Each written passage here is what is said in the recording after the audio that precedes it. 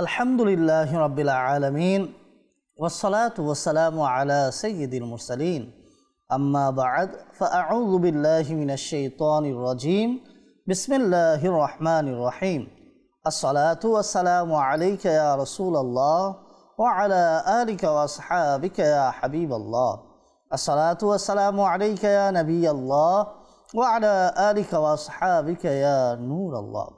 মাদানী চ্যানেলের দর্শক শ্রোতা, আপনাদের সকলকে মাদানী চ্যানেলের ধারাবাহিক অনুষ্ঠান পূর্ণ ঈমানের অধিকারীতে আপনাদের সকলকে স্বাগতম।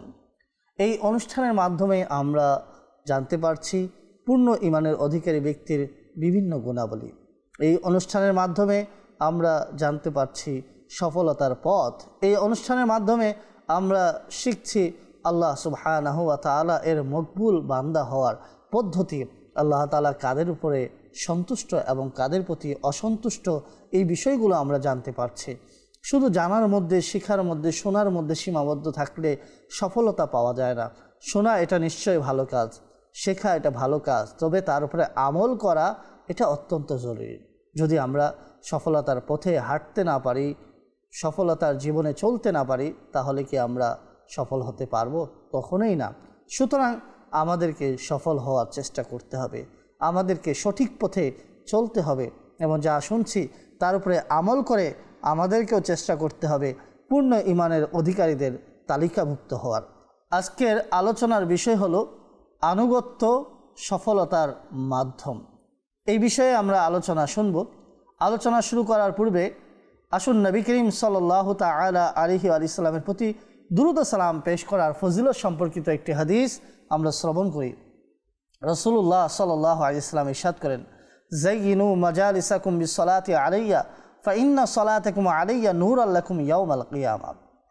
বলা হচ্ছে, তোমরা তোমাদের মজলিস সমূহকে আমার উপরে দরুদ শরীফ পাঠ করার মাধ্যমে সজ্জিত করো, কেননা তোমাদের আমার প্রতি দরুদ শরীফ পাঠ করা কিয়ামতের দিন তোমাদের জন্য নূর হবে। সাল্লু আলাল হাবিব সাল্লাল্লাহু তাআলা আলা মুহাম্মদ সাল্লাল্লাহু তাআলা আলাইহি ওয়া আলিহি ওয়াসাল্লাম। মাদানী চ্যানেলের দর্শক শ্রোতা, আজকের আলোচনার বিষয় হলো আনুগত্য সফলতার মাধ্যম। এই বিষয়ে আমি পবিত্র কোরআনে কারীম এর আয়াত দ্বারা শুরু করছি। পবিত্র কোরআনে কারীমের সূরা মুহাম্মদ এর মধ্যে আল্লাহ সুবহানাহু ওয়া তাআলা ইরশাদ করেন, ইয়া আইয়ুহাল্লাযীনা আমানু আতিউল্লাহ ওয়া আতিউর রাসূল ওয়া লা তুবতিলু আ'মালাকুম। হে ঈমানদারগণ, আল্লাহ এবং রাসূলের আনুগত্য করো এবং নিজের কৃতকর্ম বাতিল করো না। ইন্নাল্লাযীনা কাফারু ওয়া সাদ্দু আন সাবিলিল্লাহ সুম্মা মাতু ওয়া হুম কুফফারুন ফালা ইয়াগফিরাল্লাহু লাহুম। নিশ্চয় যারা কুফর করেছে এবং আল্লাহর পথে বাধা দিয়েছে, অতঃপর কাফের অবস্থায় মৃত্যুমুখে পতিত হয়েছে, তবে আল্লাহ কখনো তাদেরকে ক্ষমা করবেন না। ফালা তাহিনু ওয়া তাদউ ইলা সালম ওয়া আনতুমুল আ'লাউন ওয়াল্লাহু মাআকুম ওয়া লা ইয়াতিরুকুম আ'মালাকুম। এই আয়াতে আল্লাহ সুবহানাহু ওয়া তাআলা আমাদেরকে আরও ইরশাদ করছেন, সুতরাং তোমরা আলস্য করো না এবং আপনি সন্ধির দিকে আহ্বান করবেন না, আর তোমরাই বিজয়ী হবে এবং আল্লাহ তোমাদের সাথে আছেন, আর তিনি কখনো তোমাদের কার্যাদিতে তোমাদেরকে ক্ষতিগ্রস্ত করবেন না। আল্লাহু আকবার। এই আয়াতের মধ্যে সুস্পষ্টভাবে বলা হয়েছে যে যারা আল্লাহ তাআলা এবং তার রাসূলের আনুগত্য করে এবং নিজের আমলকে নষ্ট করে না, তাদের জন্য সুসংবাদ রয়েছে, তাদের জন্য সফলতার মাধ্যম রয়েছে। এই ভাবার্থই এই আয়াতগুলো দ্বারা প্রমাণিত হয়। আল্লাহ সুবহানাহু ওয়া তাআলা নিজের প্রিয় হাবিব সাল্লাল্লাহু আলাইহি ওয়াসাল্লামের উম্মতদের প্রতি কেমন দয়ালু একবার ভাবুন তো, যে আল্লাহ সুবহানাহু ওয়া তাআলা তার উম্মতদের জন্য সুসংবাদ প্রদান করলেন এবং বললেন যে শুধু আল্লাহ তাআলার আনুগত্য করলে হবে না, আল্লাহ তাআলার আনুগত্যের পাশাপাশি রাসূলুল্লাহ সাল্লাল্লাহু আলাইহি ওয়াসাল্লামের আনুগত্য করতে হবে। আমরা যদি লক্ষ্য করি যে প্রত্যেক মালিক তার গোলামকে সেই সময় প্রদান করে যখন গোলাম তার আনুগত্যশীল হয়। পুত্র সন্তানকে তখনই প্রদান করে যখন সন্তান বাধ্য হয়। আর যখন পুত্র পিতার আদেশ মানে এবং তাকে রাজি করে, তখন পুত্রর উপরে পিতা রাজি হয়ে যায়। আর যদি পুত্র পিতার শত্রু হয়, তখন যতই ভালোবাসা থাকুক না কেন তাকে অবাধ্য মনে করে এবং তার থেকে নিজের ভালোবাসাকে দূরে সরে নেয়। তো এভাবে যদি আমরা লক্ষ্য করি যে দুনিয়াবি একটি উদাহরণ উপস্থাপন করা হলো, যা দ্বারা আমরা বুঝতেই পারি সহজে। তো সুতরাং মুমিন যখন আনুগত্যশীল হবে, তো আল্লাহ সুবহানাহু ওয়া তাআলা এর দরবার থেকে অসংখ্য অগণিত নেয়ামত দ্বারা ধন্য হবে। রাসূলুল্লাহ সাল্লাল্লাহু আলাইহি ইসলামের ওসিলায় অসংখ্য অগণিত নেয়ামত পাবে। এই জন্য আল্লাহ তাআলা বলেছেন, ইয়া আইয়ুহাল্লাযীনা আমানু আতিউল্লাহ ওয়া আতিউর রাসূল। কোরআনে কারীমের অসংখ্য আয়াতের মধ্যে আনুগত্যের দাওয়াত দেওয়া হয়েছে, কিন্তু কোথাও শুধুমাত্র আল্লাহ তাআলার আনুগত্যের কথা নয়, সর্ব জায়গায় যদি আমরা লক্ষ্য করি আল্লাহ তাআলার আনুগত্যের সাথে রাসূলুল্লাহ সাল্লাল্লাহু আলাইহি ইসলামের আনুগত্যের কথাও বলা হয়েছে। এইভাবে যদি আমরা আরও লক্ষ্য করি, আয়াত রয়েছে মাইয়ুতি'র রাসূলা ফাকাদ আতা আল্লাহ, যে ব্যক্তি রসুলের আনুগত্য করল নিশ্চয়ই সে আল্লাহ তাআলার আনুগত্য করল। আল্লাহু আকবার। সুতরাং বোঝা গেল রাসূলুল্লাহর আনুগত্যের মাঝে আল্লাহ তাআলার আনুগত্য রয়েছে। এইভাবে যদি আমরা আরও লক্ষ্য করি, ওয়ামাইয়ুতি'ল্লাহা ওয়া রাসূলাহু ওয়া ইয়াখশাল্লাহা ওয়া ইয়াত্তাকিহি ফাউলাইকা হুমুল ফাইজুন, তারাই সফল। কারা সফল? যারা আল্লাহ তাআলা এবং তার রাসূলের আনুগত্য করে এবং আল্লাহ তাআলাকে ভয় করতে থাকে এবং আল্লাহ তাআলার অবাধ্যতা থেকে বিরত থাকে। সুতরাং তারাই হলো সফল, তারাই হলো কামিয়াব, তাদের ব্যাপারেই এই সুসংবাদ রয়েছে। এইভাবে যদি আমরা আরও আয়াত লক্ষ্য করি, আল্লাহ সুবহানাহু ওয়া তাআলা পবিত্র কোরআনে কারীমের মধ্যে ইরশাদ করেন, ওয়ামান ইউতি'ল্লাহা ওয়া রাসূলাহু ফাকাদ ফাযা ফাওজান আযীমা, যে ব্যক্তি আল্লাহ তাআলা এবং তার রাসূলের আনুগত্য করে তবে তারাই বড় সফল। সূরা আলে ইমরানের মধ্যে যদি আমরা লক্ষ্য করি, আল্লাহ সুবহানাহু ওয়া তাআলা ইরশাদ করেন, ওয়া আতিউল্লাহা ওয়ার রাসূল লাআল্লাকুম তুরহামুন, আল্লাহ তাআলা এবং তার রাসূলের আনুগত্য করো যাতে তোমাদের প্রতি দয়া করা হয়। আল্লাহু আকবার। আল্লাহ তাআলার রহমত বর্ষণের মাধ্যম হলো আল্লাহ তাআলা এবং তার রাসূলের আনুগত্য করা। তাহলে এগুলো থেকে আমরা কি বুঝতে পারছি? যে আমরা যখন আল্লাহ তাআলা এবং তার রাসূলের আনুগত্য করব, তখন আমরা বিভিন্ন মুসিবত থেকে বাঁচতে পারবো, বিভিন্ন আযাব থেকে আমরা ছাড়া পাবো, মুক্তি পাবো।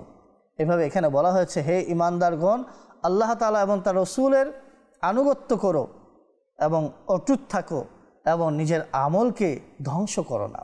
অর্থাৎ ঈমান থেকে যেন সরে না যাও, কেননা কেউ যদি ঈমান থেকে এক মুহূর্তের জন্য সরে যায়, তার সারা জীবনের আমল ধ্বংস হয়ে যায়। এরপর যদি আমরা আরও লক্ষ্য করি, ওই সকল লোক যাদের জন্য আখিরাতে আগুন ব্যতীত আর কিছু নেই, দুনিয়াতে যা কিছু করেছে সব বিনষ্ট হয়ে গেছে। সুতরাং বোঝা গেল ঈমানের দৌলত থাকতে হবে, আনুগত্য থাকতে হবে, অনুগত হতে হবে, তাহলেই সফলতা পাওয়া যাবে। হযরতে আবু হুরায়রা রাদিয়াল্লাহু তাআলা আনহু থেকে বর্ণিত হাদিস, নবী করিম সাল্লাল্লাহু তাআলা আলাইহি ওয়া সাল্লাম লৌকিকতা যারা করে তাদের ব্যাপারে বলেছেন, কিয়ামতের দিন আল্লাহ তাআলা তাদেরকে বলবেন, সুমতুম, তোমরা রোজা রেখেছো, সাল্লাইতুম, তোমরা নামাজ আদায় করেছো, ওয়া তাসাদদাকতুম, তোমরা সদকা করেছো, ওয়া জাহাদতুম, তোমরা জিহাদ করেছো, ওয়া ক্বারাআতুম, এবং তোমরা পবিত্র কোরআনে কারীমের তেলাওয়াত করেছো। কেন করেছো? লিয়ুকালা যালিকা ফাকাদ কিলা যালিকা, তোমরা এই আমলগুলো শুধুমাত্র এই জন্যই করেছো যেন তোমাদের বাহবাহ করা হয়, তোমাদের নাম নেওয়া হয়, তোমাদের সম্মান করা হয়। তো যেই আকাঙ্ক্ষা করেছিলে তা হয়ে গেছে, সুতরাং আজ তোমাদের জন্য আর কিছু নেই। আল্লাহু আকবার। আমরা মুমিন, আমাদেরকে আনুগত্যশীল হতে হবে কার? আল্লাহ তাআলা এবং তার রাসূলের। তখনই আমাদের আমল গ্রহণযোগ্য হবে। আর যদি আমাদের আমল বাতিল হয়ে যায়, আমরা যদি আল্লাহ তাআলা এবং তার রাসূলের আনুগত্য বাদে অন্য কারো আনুগত্যের মধ্যে ব্যস্ত হয়ে যায়, তাহলে আমল বাতিল হয়ে যাবে। যখন এই হাদিস উপস্থাপন করা হলো, হযরত আবু হুরায়রা রাদিয়াল্লাহু তাআলা আনহু এই হাদিস বর্ণনা করতে লাগলেন এবং কান্না করতে লাগলেন। আল্লাহু আকবার। তা আমাদেরকেও লৌকিকতা থেকে বাঁচতে হবে। নবী করিম সাল্লাল্লাহু তাআলা আলাইহি ওয়াসাল্লাম ইরশাদ করেন, ইয়াকুলুল্লাহু লাহুম ইয়াওমা ইউজাজিল ইবাদা ইযহাবু ইলাল্লাযিনা কুনতুম। এই হাদিসের মধ্যে কি বলা হচ্ছে, যেদিন আল্লাহ তাআলা বান্দাদেরকে তাদের আমলের প্রতিদান প্রদান করবে, তখন রিয়াকারীদেরকে বলবেন, তাদের কাছে যাও যাদেরকে তোমরা পৃথিবীতে নিজের আমল দেখাতে। তো যেহেতু আমরা আমল করব আল্লাহ তাআলাকে রাজি করার জন্য, আল্লাহকে খুশি করার জন্য, বান্দার সাথে লৌকিকতার সম্পর্ক করে লাভ তো নেই। আখিরাতে আল্লাহ তাআলা ব্যতীত কে আমাদেরকে প্রতিদান দান করবে, কে আমাদেরকে উপহার দিবে, কে আমাদেরকে কল্যাণ দিতে পারবে? সুতরাং আল্লাহ তাআলা এবং তার রাসূলের আনুগত্য করতে হবে, তাহলেই আমরা সফল হতে পারব। অনুভাবে আরেক আয়াতের মধ্যে আল্লাহ তাআলা ইরশাদ করেছেন, লা তুবতিলু সাদাকাতিকুম বিল মান্নি ওয়াল আযা। তোমরা নিজেদের সদকাগুলোকে বিনষ্ট করো না। কিসের মাধ্যমে? মানুষকে খোঁটা দেওয়ার মাধ্যমে, মানুষকে কষ্ট দেওয়ার মাধ্যমে। এই আয়াতের ভাবার্থ হলো এটাই।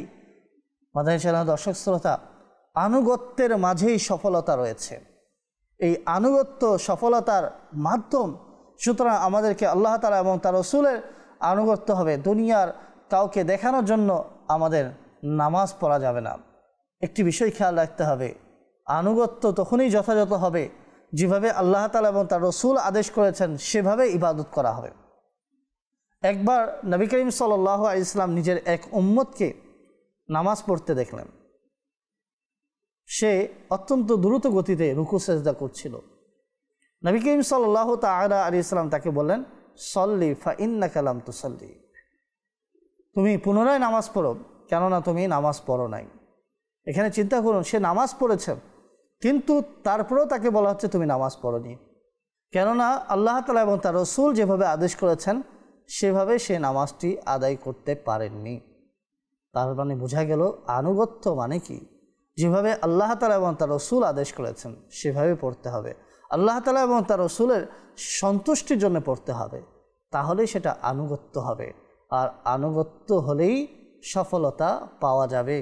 আমাদের আজকের আলোচনার বিষয়ই তো এটাই, যে আনুগত্য সফলতার অন্যতম একটি মাধ্যম। যারা অনুগত নয় তাদের জন্য দেখুন কোনো ধরনের উপহার নেই, বরং শাস্তি রয়েছে। যেমন বলা হয়েছে, যারা কুফরি অবস্থায় মৃত্যুবরণ করলো, অমুসলিম অবস্থায় মৃত্যুবরণ করলো, তাদেরকে আল্লাহ তাআলা কখনোই ক্ষমা করবেন না। আল্লাহু আকবার। ফাকাইফা ইদা তাওয়াফাতহুমুল মালাইকাতু ইয়াদরিবুনা উজুহাহুম ওয়া আদবারহুম।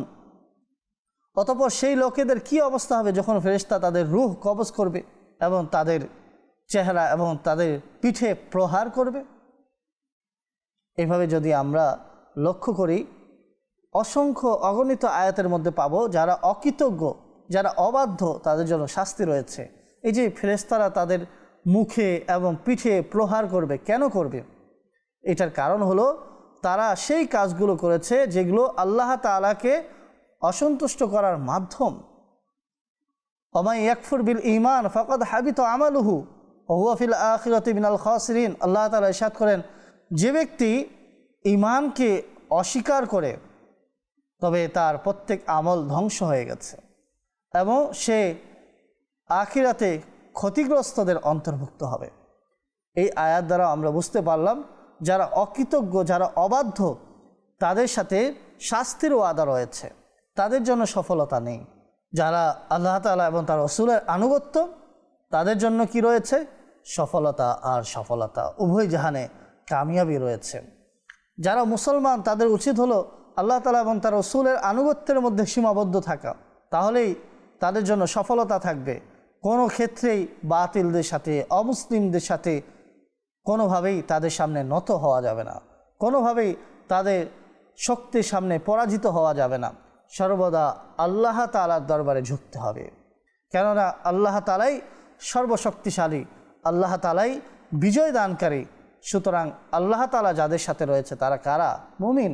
সুতরাং আমরা যেহেতু আল্লাহ সুবহানাহু ওয়া তাআলার বান্দা, আমাদের উচিত হলো সাহাবা ইকরাম আলাইহিম রিদওয়ানকে অনুসরণ করে, আনুগত্য করে আল্লাহ তাআলা এবং তার রাসূলের আনুগত্য করা, তাদের মতো করে আনুগত্য করার চেষ্টা করা, তাহলে আমরা উভয় জাহানে সফলতা পাব। কেননা আনুগত্যের মাঝেই সফলতা বিদ্যমান রয়েছে।